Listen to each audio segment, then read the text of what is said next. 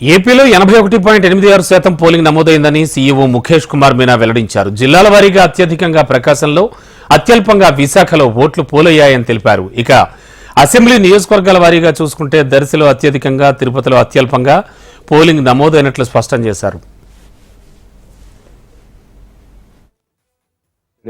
Night 80.66% final voting percent EVM fold oats. 2014 లో మనకు percentage గా 78.41%, 2019 లో 79.77%.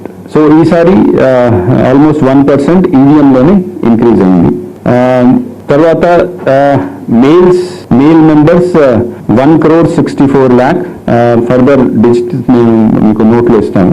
And female voters 1,69 lakh. Other categories lo 1,517. So this is the total number of voters. Yeah. Now దాంట్లో కూడా మనం చూస్తే assembly కాన్స్టిట్యున్సీకి వస్తే దర్శి హైయెస్ట్ పోలింగ్ జరిగింది 90.91%. పార్లమెంటరీ కాన్స్టిట్యున్సీలో ఒంగోలు హైయెస్ట్ ఓటింగ్ జరిగింది 87.06. అసెంబ్లీలో లోయెస్ట్ తిరుపతి 63.32. లాస్ట్ టైం 2019 లో తిరుపతిలో 65.9 ఉంది. సో కొద్దిగా అక్కడ తగ్గింది.